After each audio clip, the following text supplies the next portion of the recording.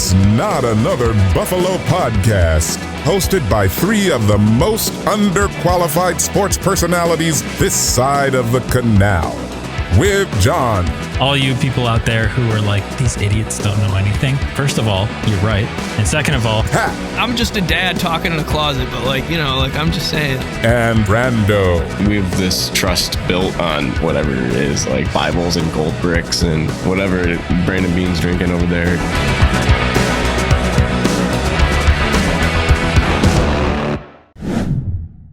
all right, welcome back to Not Another 3-0 effing podcast. Woo-hoo. It is Victory Tuesday, probably Wednesday by the time you guys are listening to this. I'm here with Pat, Brando. I always point the wrong way because we're arranged differently when we do this live. As always, this episode is brought to you guys by Small City Realty. If you're looking to buy, sell, or manage property in Western New York, our guy is Korzelius. You can find him at smallcityrealestate.com or call him at 585-409-1088. That's 585-409-1088. We got a good show for you guys today. We're going to break down Bills Jags, go into Bills Ravens a little bit. We got Pat for a little bit here before he has to go back to dad duty. So that'll be fun. We'll do our game picks, fit him in before then. But gentlemen, did you guys expect the season to start this way, like 3-0? Like I'm kind of like living my best Bills life right now. Did you? I think you did. I didn't. I'm the eternal optimist, and I didn't expect it to go this well. Like I was thinking 2-1. Maybe. And Brando, you were Mr. Negativity and Pat was Mr. I guess not at the start. I guess we'll see how it goes. Not yet. The negative part was when we get into the super tough games. And mind you, I'm super happy. Great night yesterday. But last year we had 3 games in a row with over 30 points as well, starting 3-1. And then the wheels fell off. So I'm super hyped. I think this is different. I think the offense looks different in our run right now than it did last year in a great way. So that is a great thing for us to be able to believe this is different, but that's all I'm going to say. That's all I'm saying. Yeah. I'm not negative. Yeah. I didn't expect this though. I don't think anybody expected this unless your name is Josh Allen. It's true. One of the things that I said this offseason, and this kind of ties into what we were talking about last week and again the week before that, where it's like, it's going to look different, but maybe that's good as long as it's good. I was like, before the season, I got caught up watching highlights of the Josh Allen game against the Patriots, the perfect game, right? Where they went 7 for 7 on touchdown drives, which is so funny that the announcers like Louis Riddick and Dan Orlovsky couldn't remember what game that was because they were like, we haven't seen Josh Allen play this perfect since maybe that AFC Championship game. And it's like, he didn't really play perfect in that AFC Championship game. That's not you're not thinking of I was going to say, you're not thinking of the right game. Yeah. They were probably thinking of 13 seconds, but they were mixing up all the Bills Chiefs playoff games. But anyway, it looks the same amount of easy as it did when it was the Brian Daboll air raid offense. Yes. And it's not air raid, which is like better than I could have hoped for yesterday, in any possible way. They're more balanced. They're more unpredictable than ever. It looks easy. They're marching down the field. It's just so great. I watched the highlights like 3 times in a row today. Yesterday might have been an air raid offense. They threw the ball a ton. They are now up to 6th in the league in passing balance compared to rushing, which is great. We keep talking about this. You can throw any card that you want. It doesn't matter. It's not like we're going to play man defense while we're getting lit on fire. We can rotate to a run game. We can rotate to an air raid. We can rotate to a play action game. And you see it. You see it every week here. It's been different every week. It's been awesome. But it's such an ego thing. Like who's got the ego in Jacksonville's coach's corner? Because it's Doug Peterson. Is it Mr. Mustache defensive coordinator? I don't know his name. I heard him referenced as Mr. Mustache. I don't even know if he has a mustache. I don't know this guy. No, I don't even want to look him up. He's not going to be there very much longer if they keep doing this. So, yeah. Or it could be Daniel Jones with long hair at the quarterback position. So, as we kind of saw yesterday a little bit. But I don't know, Pat, what are some of the things that you liked? Like, what stuck out to you? What was kind of your favorite part of the game? Well, I thought it was pretty cool. All 3 running backs caught a pass. That was pretty interesting.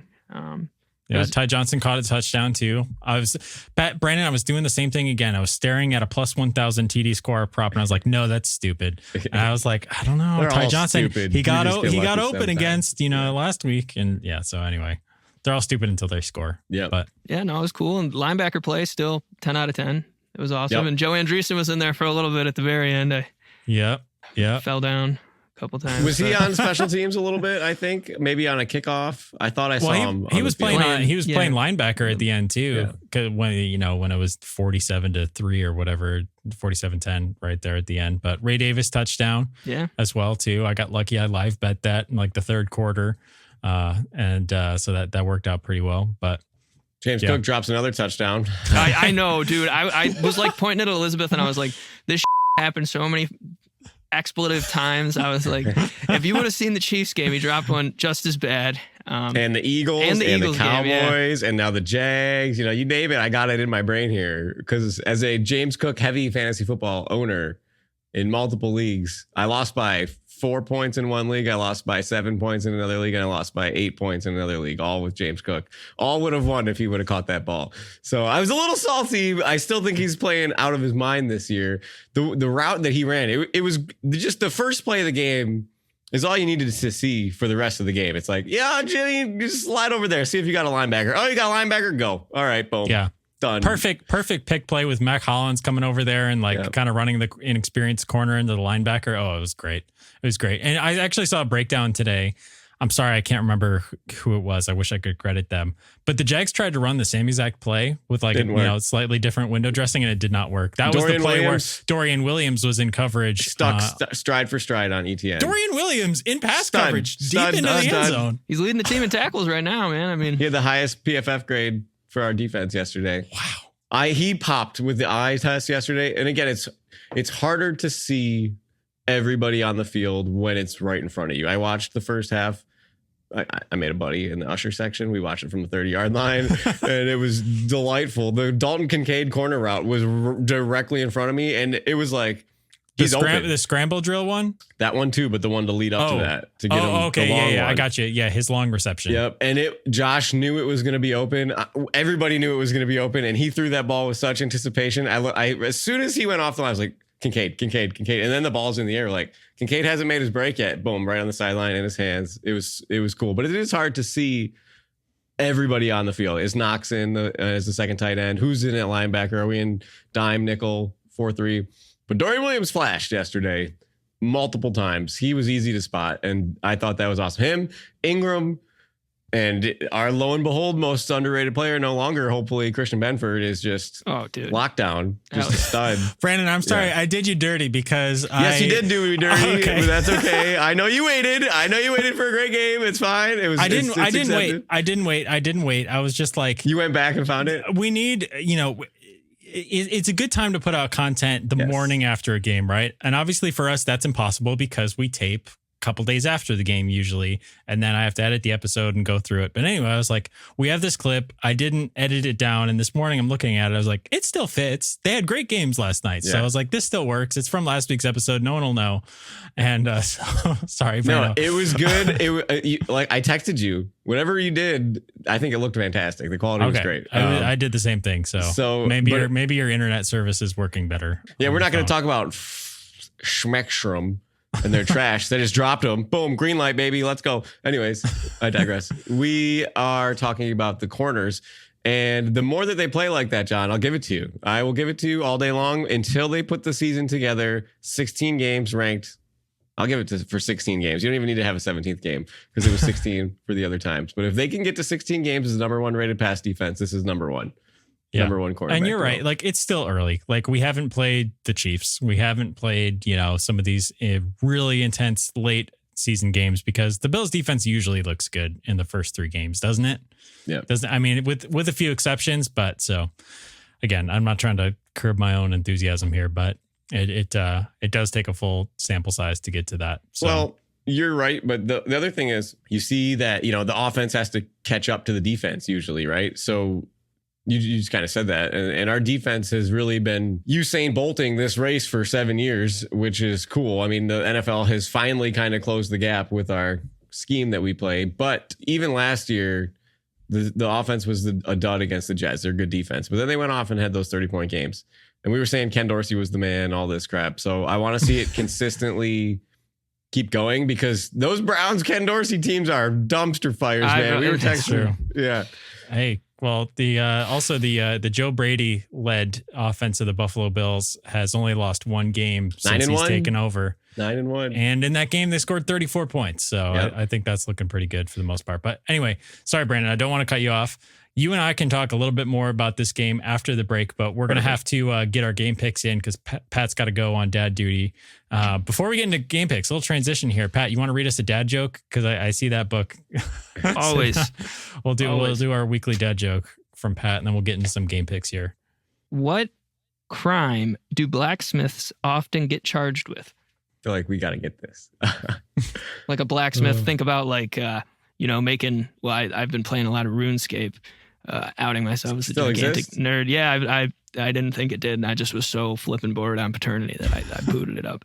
But a blacksmith in that game, makes some weapons, some armor. So what crime would that person frequently be charged with?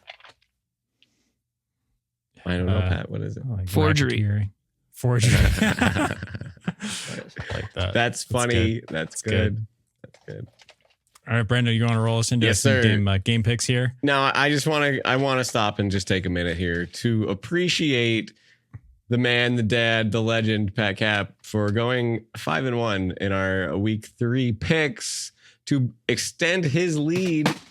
He is 11-7. The next closest competitor is me at 8-10, and then John, he's sitting distant in the rear view. He's sitting back there. Objects in mirror are farther than they appear. He is getting the field of the crowd to make his way through, and John is sitting at 6-12. Great after with props, 2-4 bad week. with game picks. Yep. So Pat went 5-1. He only missed the Jacksonville Jaguars. Did not cover.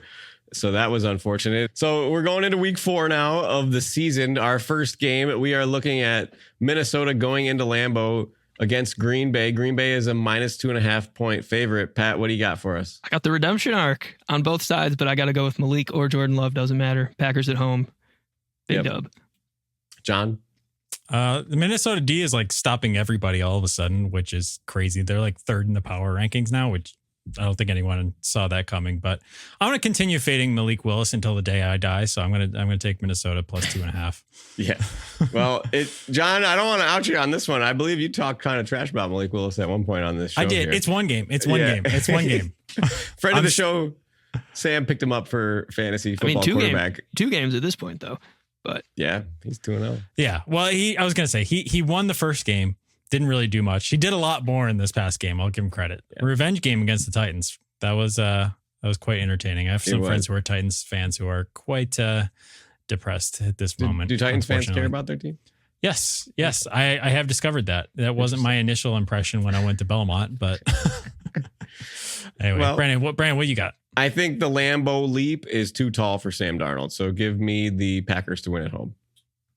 I like it. Next, we are going to Vegas, where the Cleveland Browns will bring their talents to SoFi Stadium to play the Raiders. Again, maybe this is a toilet bowl game, but John, I want you to make your pick first. It was slim pickings in the AFC this week for sure. There's a couple of NFC matchups on here that we wouldn't normally do, but it was not a lot of great matchups across the AFC. So anyway, I'm going to keep fading Deshaun Watson until they bench him for, someone else who's anybody on that roster is better. What do they have? They have DTR. They have Jameis Winston.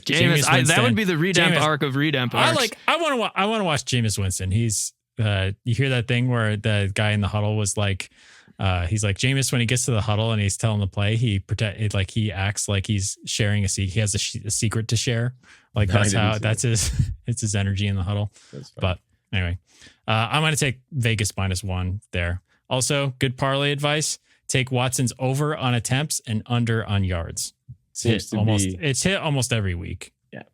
Well, I hope he doesn't get enough attempts today. I'm going to give you my pick here, and I think this is a disaster of a game. But the Browns defense is too good. It doesn't matter who's playing quarterback for them. I think the Raiders switched to Aiden O'Connell halfway through last week. He played well. They don't know what's happening. He played well. Yeah, maybe against like 3rd stringers. But give me the Browns. Pat, do you disagree? Well, I'm wearing a mustache right now in solidarity with Aiden O'Connell, so we'll see. I'll give him 1 week. 1 week. Okay. We'll give it to you. That might be the first time that the words "wearing a mustache" and solidarity have been and with Aiden O'Connell, right? Because you could do Gardner Minshew with the mustache too. Daniel so Jones, Travis Kelce, playing both sides, yeah.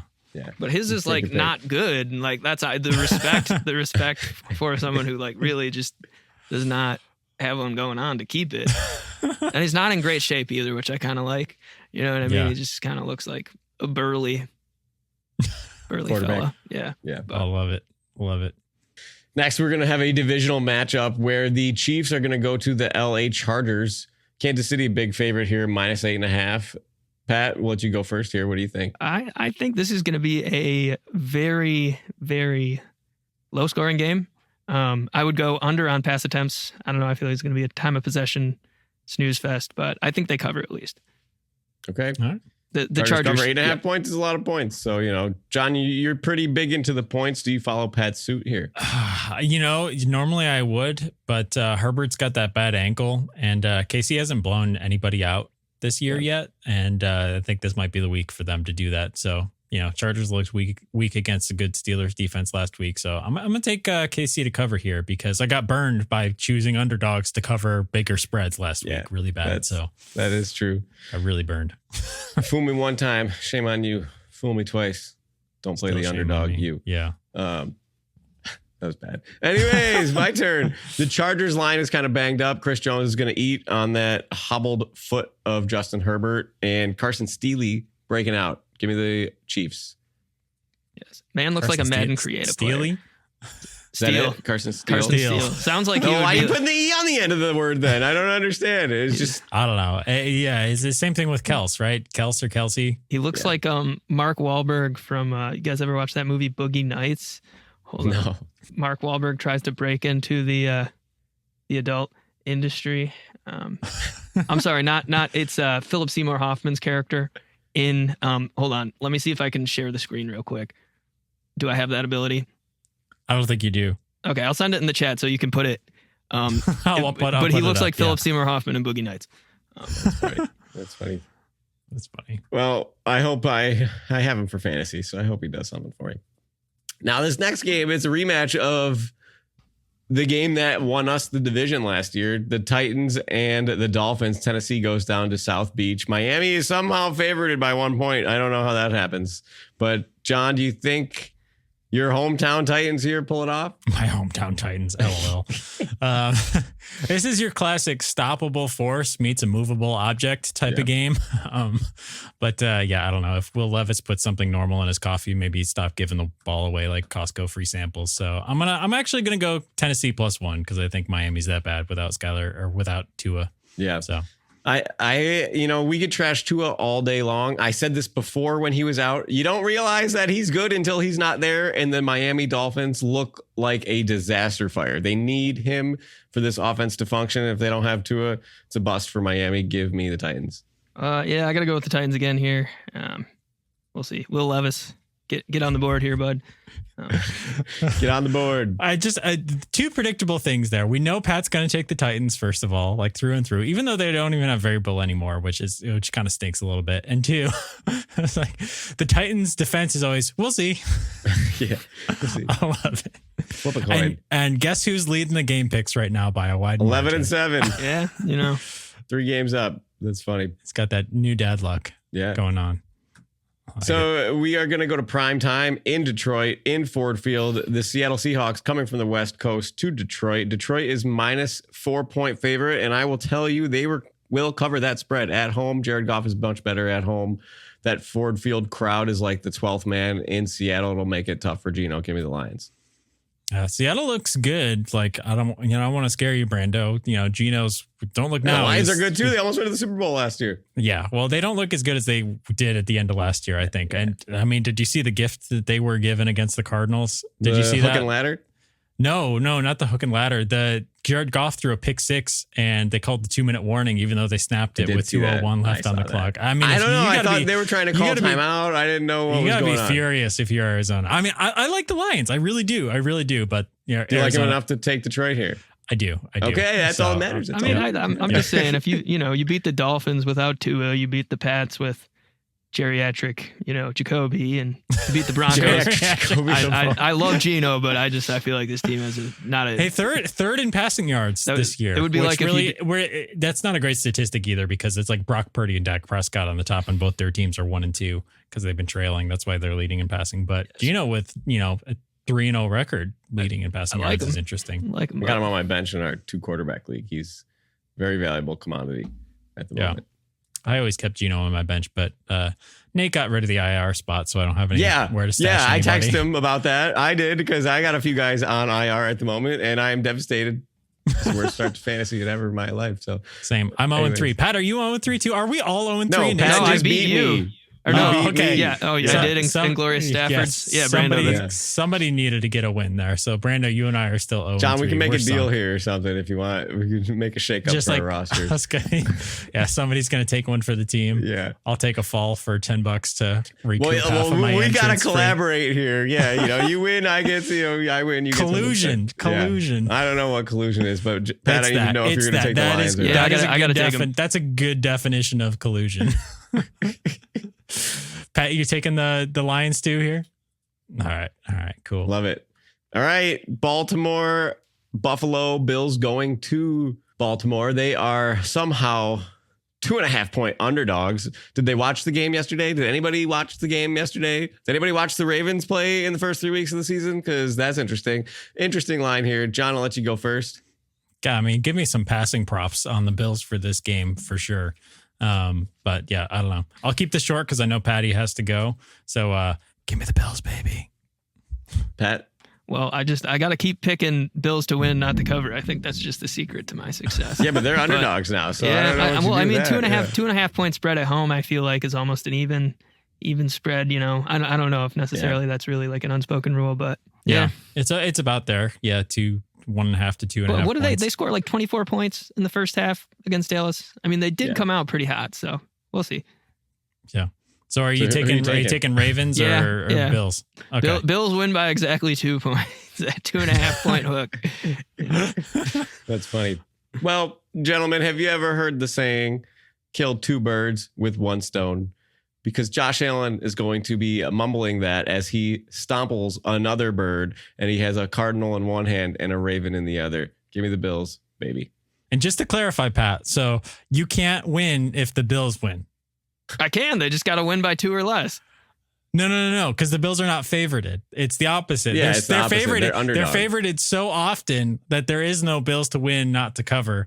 Because Baltimore could win and not cover. That's true. That is true. I guess that's true. So like you're getting Bills plus 2.5. I would have to take the Bills on the money line, I guess. You can no. You don't have to. Yeah. So you're taking Bills plus 2.5. So if you want the Bills, they can lose by up to 2.5. Well, 2 points. Okay. Well, can you change it then? Still win. Change it.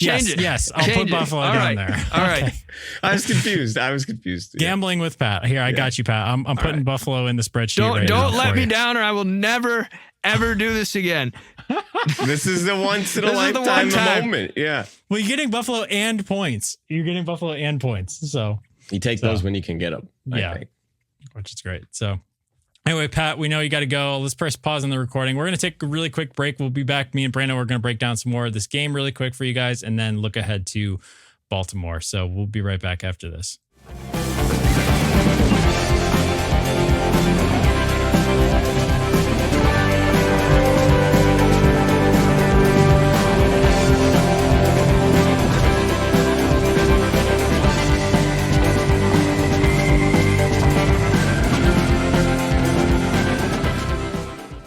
So we're talking about Joe Brady's wicked awesomeness, and that you can't say that without Josh Allen. And the part that I thought was just so outstanding about the offensive play is, do you remember the episode where we compared the teams to cars? Yeah, that was a classic. It's probably my favorite episode we've ever done. I have that. When I share this show with people, I send them that episode. We should do that more often because I feel like people would appreciate that. That was a great episode. So you know, it's way back now. That was a long time ago. Bonus episode this week where we rank the AFC by car models. We need Pat for that. He had the best. Yeah. He had the best one-liners on there. But you know, as I'm watching this game, I'm looking at Josh Allen, and he's just an F-350 truck, right? He is a monster. but he is as efficient as a Ford Fiesta. The dude is getting 50 miles a gallon. He is completing 75% of his passes. He's making it look so easy, taking everything that he can. And like you said, it's like easy mode, like when we had Brian Daboll. And that sort of clickingness on the offense is what makes us different than before. So to see, I mean, what did he just have? One of those games, no sacks, no turnovers, 75% completion, 4 touchdowns, over 250 yards. He's the second player to do that. And it's Josh Allen was the other time that somebody did that against Pittsburgh. Yeah. I think that's what it is. Yeah. And it's not just the eye test either. Like, did you see the EPA per play chart that Ben Baldwin put out today? He's number 1, right, in the league. The Bills are number 1 in EPA per play by a wide margin, and their defense is in the top 10% of EPA per play too. And so it's like, if you look at that chart, it's like you have to extend the chart for the Bills because they're off the chart. We love outliers in a positive direction. And you know what? I'm going to throw something else in here that is really like what blows my mind about it. Despite all of this, the Bills have the second highest dead cap this year. $62 million. We get second to add highest $62 million of talent in the entire league. Right. And they're getting all that out of the way this year. I mean, there will still be some dead cap next year, right? But they moved, they took all of Stefan's dead cap this year instead of spreading it out over 2 years. They took all of Mitch Morse's dead cap, as far as I know, for this year. And they took a Brandon chunk Beane, of trades. Right now, too. Brandon Beane looks like a genius, an absolute genius. I mean, we talked about it before on these other episodes. If you look at how these guys are playing, and I'm not trying to hate on these guys because I love them. I love their time on the Bills. Jordan Poyer, Trey White, Mitch Morse, Gabe Davis, they all, and maybe this is really just, well, obviously they all their took team, an L.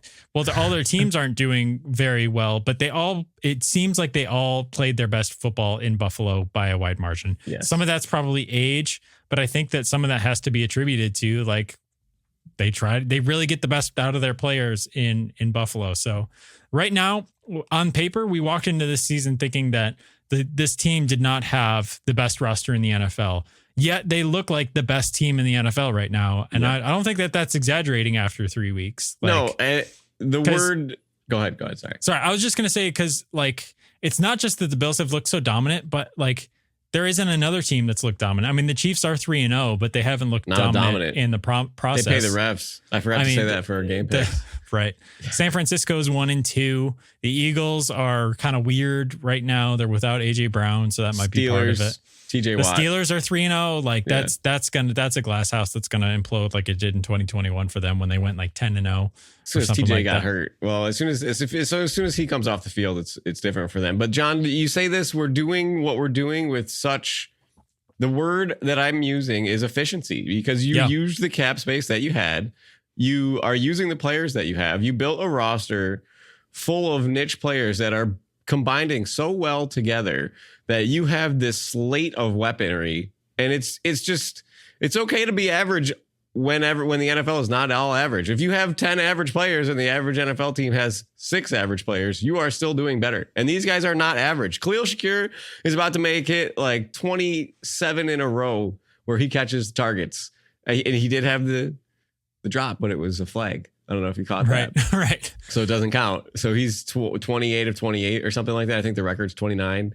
And Dalton Kincaid were just waiting for that to ooze. They finally used Curtis Samuel. His toe must be a little bit better. And Keon Coleman ran a great route and caught the ball right in the breadbasket. So, and as long as James Cook keeps cooking, he's an X factor back there.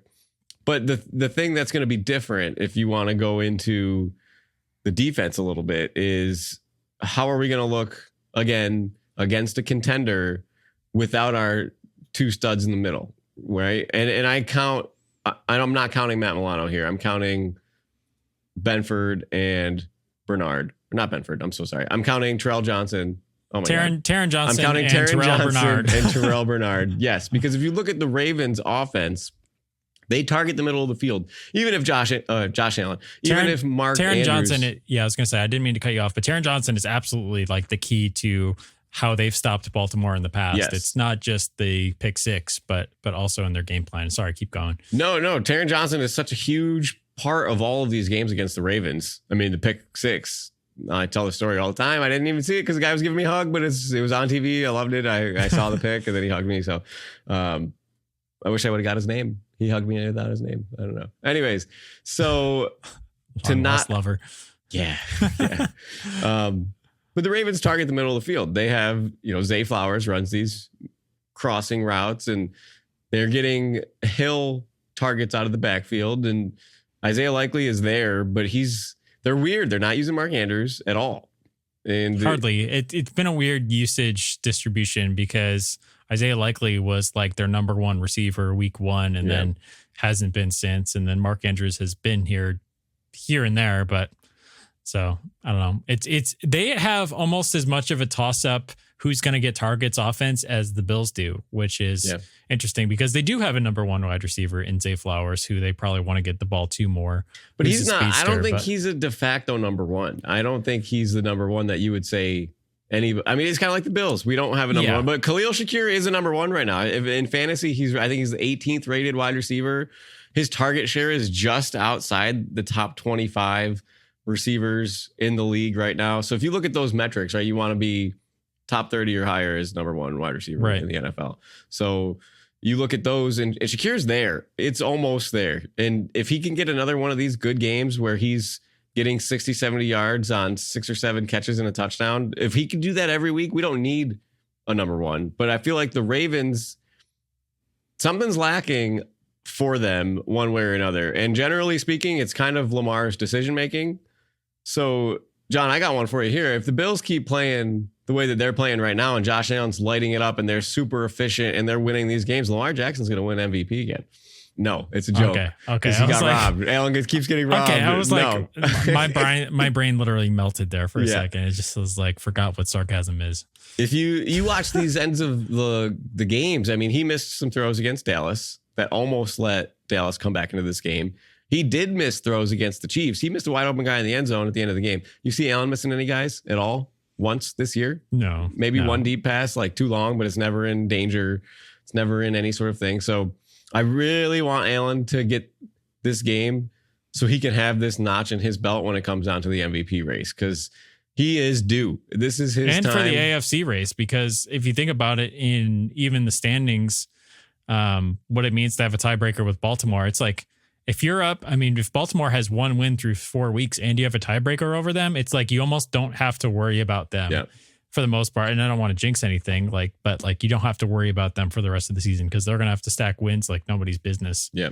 And your destiny is already in your hands at the beginning of the year, which I guess everybody's destiny is in their own hands at the beginning of the year. But no, if you have a quarterback who sucks, but this is also interesting. You see this fact, the top 10 paid quarterbacks through 30 games played only have 10 wins apiece total between all of them.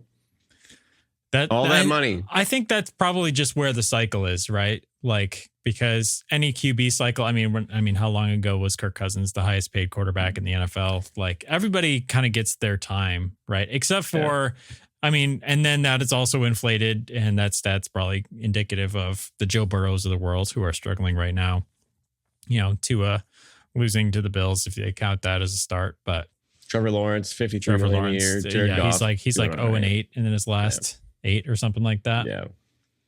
Yeah, 8 losses in a row. And then you go back to the point that you were saying earlier, where we have our players. I think of my students. Sometimes they get a kid out in the game and they give him the L dance and be like, oh, we can't be doing that, buddy. Like let's win with class, but. We're giving all these Bills players L's, and you wonder to Gabe Davis, how much was it really worth for him to go to Trevor Lawrence? How much is it really worth somebody to come here and Curtis Samuel, whatever, take a pay cut as a receiver because of what you're going to get on the field? It's one of those intangible things that is priceless. And Gabe Davis had 18 yards yesterday, and how many Bills wide receivers went over 18 yards? That's all of them. Most of them, right? Yeah. But, so you can spread the wealth, but yeah. I think that they were, money or not, I think that they were ready to move on from Gabe Davis because they were ready to try something different at that position. Because the drops are a problem when you're a wide receiver. Like you need that. Those are drive wreckers. It takes so much effort to get a ball in the right spot 20 yards down the field. And if you can't clamp it, like that's so much negative, expected points per play. That just tanks your EPA. So, but anyway, I just, another interesting fact too, back to the salary cap thing that I have written down here. Do you know who number 3 in dead cap this year is? Well, you can probably guess number 1. Are we 1? No, we're number 2. No, number one, think about it. Just think about it for a little bit. Quarterback, a lot of dead cap. It is not. Quarterback that's still in the league has been not playing because he's injured. It's so hard to think of this off. Miami? No. Denver with Russell Wilson's contract. I forgot about that guy. Remember we talked about that? Yeah. Anyway, number 3. Guess who's number 3 in dead cap? This is even harder because I wouldn't have guessed this. Where's New Orleans on this list, man? I don't know. I don't have the full list here. But number 3 is Minnesota, who is also 3-0, surprisingly. So they probably have some. I don't know if they have Kirk Cousins dead cap. Maybe some of that. I don't know. I thought his contract ran out, but maybe they still had a little bit left. Maybe they extended him after his initial big contract because his big contract was like 6 years or something like that. But anyway, I think that's super interesting that the Bills are up there with that amount of dead cap. Well, the other part about this is, which maybe this treads to be true, is, it's the triage of events, right? If you have $80 and you have to buy groceries and you have to get gas, you might put $20 of gas in, you might buy less groceries, try to get more bang for your buck. Maybe these NFL teams. Or if you're Brando, put $20 into DraftKings and pay for your groceries that way. I'm just kidding. Because James Cook lost a yard on his last carry. Oh, that was such a bad beat. That was a bad beat. 40 yards, buddy. I needed it to hit that 5-legger. So that would have been extra groceries this week, but no, I get ramen noodles now. So well, Brandon, your figure's looking great. So it's thank you. Oh yeah, that's what I want. Yeah, I want to be skinny like this. So no, you lost my train of thought. Efficiency on the money, right? No, you got to find the deals. You can't overpay.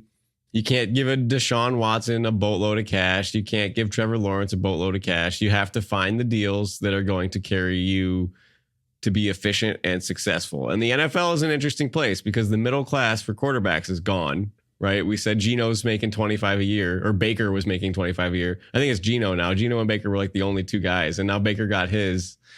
So Geno's just sitting in the middle, man. He's enjoying the life, but he might not have a yacht, but he's not on my bass boat. You know what I mean? So if the league as a whole now, you kind of see it shifting with receivers now, this upper echelon of receivers, these low end receivers are, look at Jennings in San Francisco, right? Has a huge game. Look at around the league, name your guy. Jacoby Myers had a big game. You see these rookie deals, but it's the next contract. Gabe Davis is on that next contract. He's not giving you his value, Yeah. Well, a lot of this too, and I guess I don't want to go too far down this rabbit hole because a lot of what it boils down to, I remember Jeremy talking about this over the summer, is that the cap goes up by so much that these contracts inflate to basically their normal percentage of total cap. Yes. So like Justin Jefferson's huge monster contract that was like over 30 million a year or something like that was still on par. It was still less than Tyreek Hill's contract. Original deal. Yeah. Because as measured as a percentage of the total cap. Yeah. So when the cap raises, like, obviously you're going to get higher numbers and flashier numbers, and that's going to continue to go up as the cap raises by whatever, 25 million a year. So, but I think it's impressive that the Bills are doing it with so much dead cap because that is something that you can rank against the field and look at. So, and Brandon Beane has been very good in where he spends the big dollars. You take Von Miller for an example. That's a big red flag for how old he is. And we did lose a season, but he's performing now. Right. He had a great sack yesterday. He caught Trevor Lawrence from behind. Trevor Lawrence is supposed to be fast and athletic like Josh Allen. Von Miller said, no. He's looked good. The other thing is with Von, sorry to sidetrack here. He looked like he wanted to stay on the field more. One thing you kind of notice at the game more is the substitutions. And when they rotate that D line so much, Miller looked amped up. So when it was his turn to rotate, it's never a big deal, but it's just a body language. He's just like, all right, the little head flip down or the little look down or the little hands on his shoulders where it's time to come out. Like he wants to be in there to eat. And Josh Allen gets his big deal. We go back to Brandon Beane's efficiency with his big money contracts. Which one has he missed on? Has he missed on one? I don't see one. Curtis Samuel's not a lot of money. The O-line has produced very well for their value. It's been a while since they've had a bad contract. I mean, like you're going back to like Trent Murphy. That's what I was going to say. Yeah. Can't believe we just pulled out the Trent Murphy contract at the same time. So to look at the scape of the NFL, to all of these players that are making so much money not performing, you got to hit on those. They're okay to give out. You got to give them out to the right people at the right time in their age windows for your team. What do you need next? So Brandon Beane is a magician at that. And now I think we got to get Christian Benford one of these deals here before he wants more than $10 million a year. And extend Douglas. Extend him. Extend Douglas. Yeah. If he's older, but yeah, that would be great too. So I'm going to ask you this. This is kind of like a, not to steal the WGR segment, but a little bit of a let's get stupid.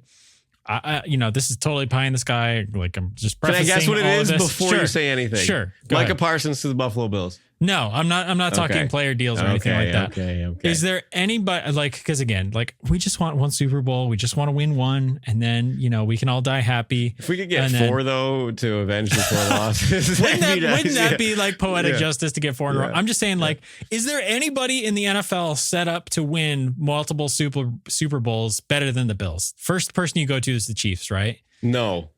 I don't think that they're set up better than the Bills are right now because the Bills are, again, it's the $62 million in dead cap. Yeah. Like this Bills roster is looking on par or better than every other team in the NFL. And next year we'll have $60 million of, it's not exactly that, but they will have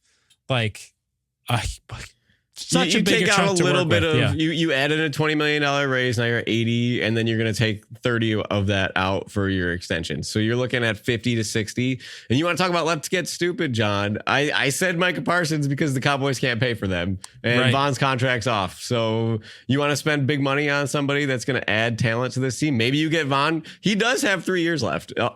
Air 3 years, whatever the void crap, but he could play. He doesn't have to retire. You get Von and Micah Parsons on the same D line. But look around the NFL. You're right. Who is set up to be better? Texas is my first example, but their defense is bad. Their defense is bad.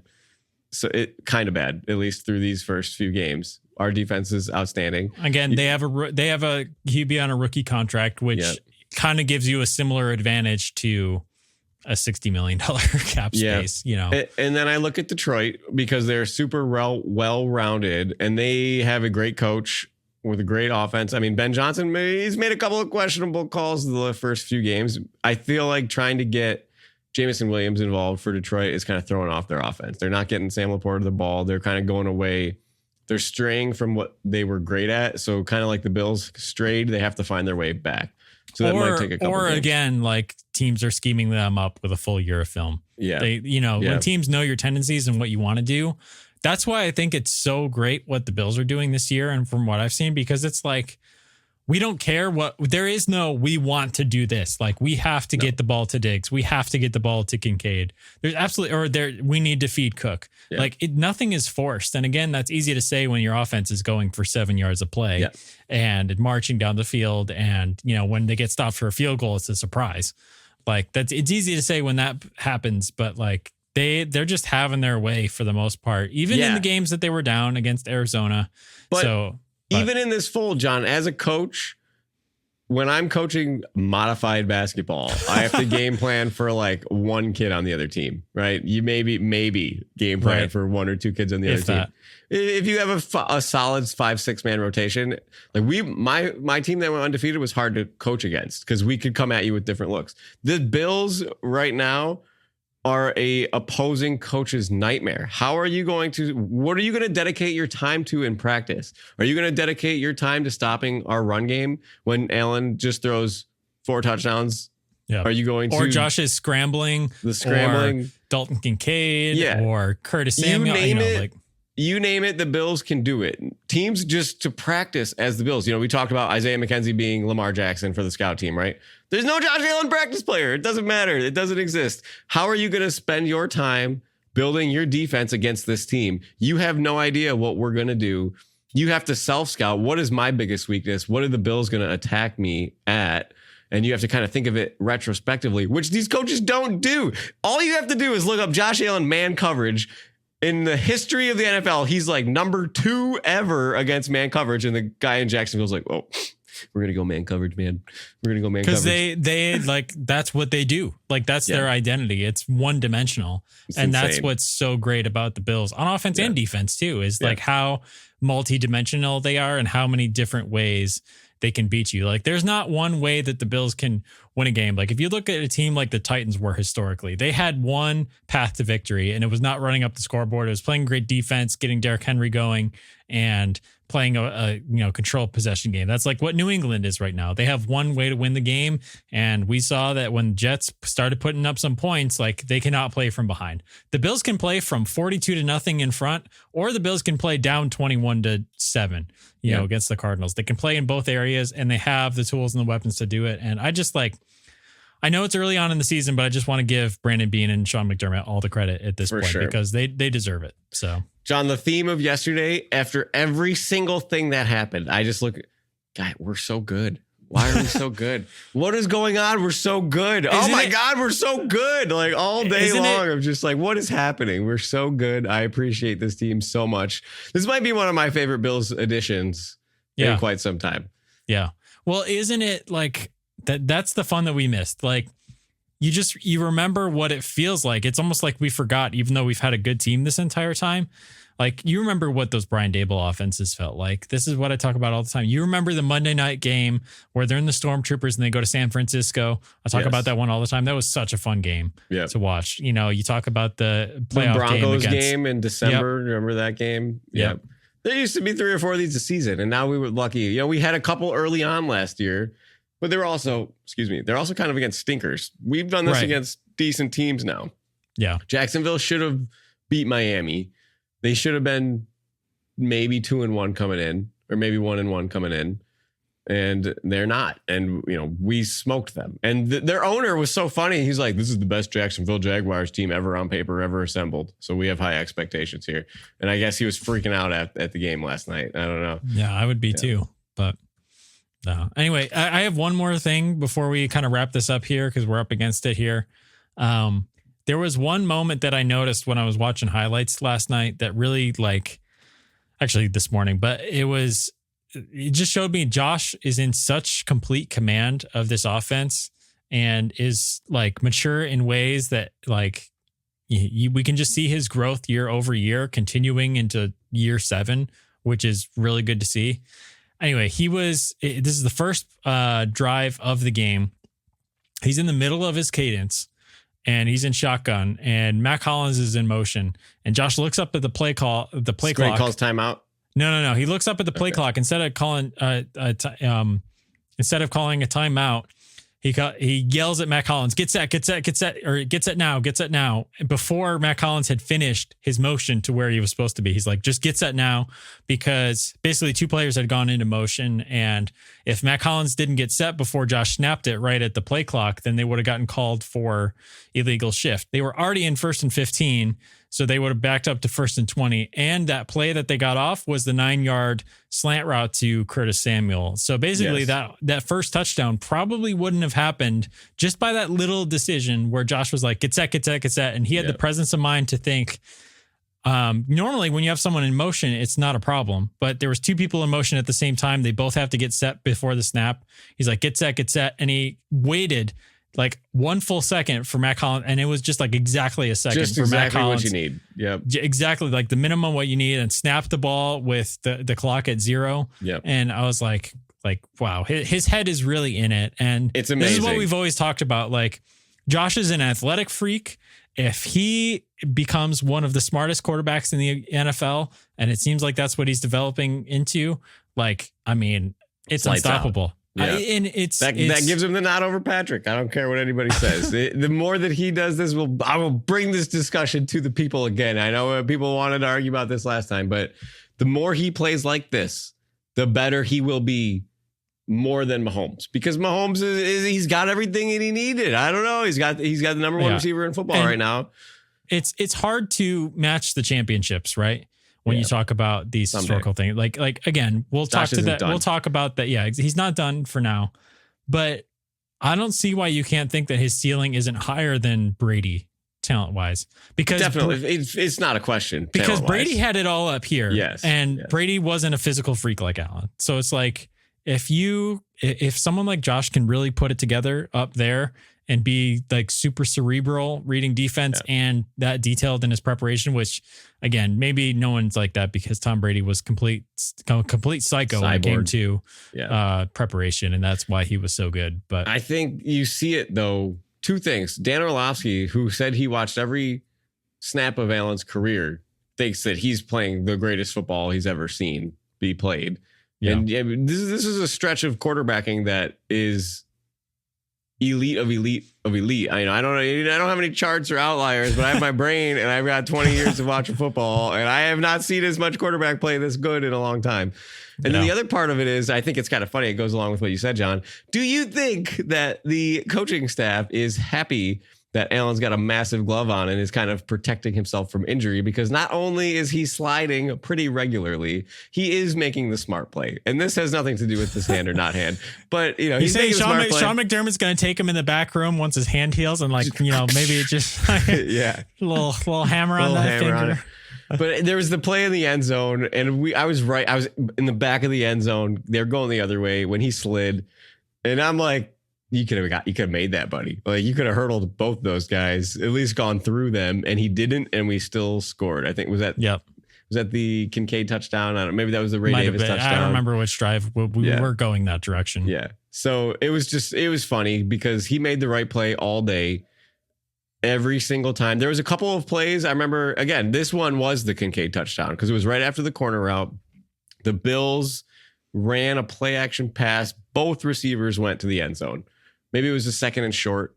And I'm like, this is a good time for a shot play. Both receivers were covered in the end zone. And I thought he was going to kind of force it. And he took the underneath route for like 8 yards. And I look at the guy next to me. I was like, do you see that? What just happened? And he's like, no, what do you mean? And I was like, that Bills play call was a shot to the end zone. There was, 2 of the 3 options on that field were in the end zone, and Allen didn't take it. He took the underneath easy route. I was like, that's a big deal here in Buffalo. I don't know if you know that. Yeah, that's a big deal. So and then they go down and score. I'm like, it's so easy. And it's interesting when you're betting the live game props. It's like you bet an offensive score or you bet a punt.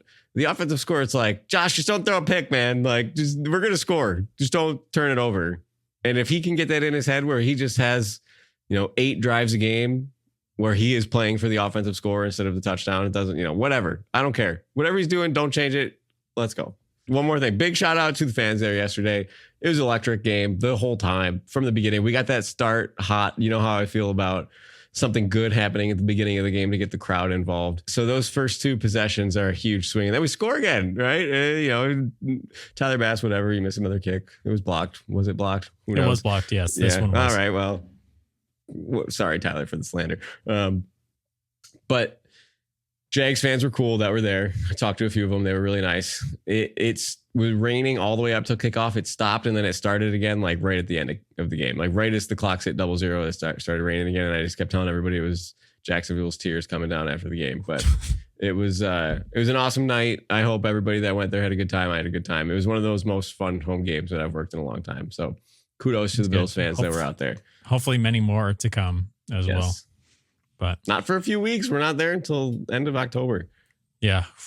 Tough stretch here coming up. But hopefully they do well. We'll see if we can tape some Brando's bets later this week and give you guys a bonus episode or something like that. I have it right now. Can I give it to you? It'll take 5 seconds. All right. Let's do it. All right. Roll the Brando's bets.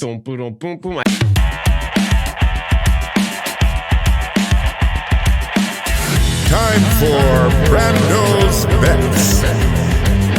Not financial advice. Please gamble responsibly. I said it in the game picks. Josh Allen's going to be walking around having killed 2 birds with one stone, the Cardinals and the Ravens. So my Brando's pick of the week is the Bills on the money line, baby. You take those Ravens and you stuck them in that cage and you send them packing. Even though we're the ones traveling, they're going to be packing to the basement of the AFC after they lose this game. Josh Allen's taking these birds out one at a time on his way to that 1 seed. I believe it's plus 110. Bills on the money line. Let's get that 4th win in a row. Sorry, I like it. Bills money line. Yeah. That's a good one. Yeah. But lack of props. So no props out this early. Yeah. But yeah, I'm sorry. I got to start doing John's top 10 again here. We've been slacking on that, but we'll figure out. It's a long episode to do everything here. It is. Yeah, it is. Yeah. It's too much, but hopefully you guys enjoyed listening. Hopefully you even you made it to this point in the episode. We appreciate all of you. As always, you know where to find us on all social platforms, Instagram, Facebook, TikTok. It's all at Not Buff Podcast if you type it in. Again, if you're enjoying listening to us, we'd love a review on Apple Podcasts or Spotify. Appreciate all of you. And we'll see you guys next week. And as always, go Bills. Go Bills.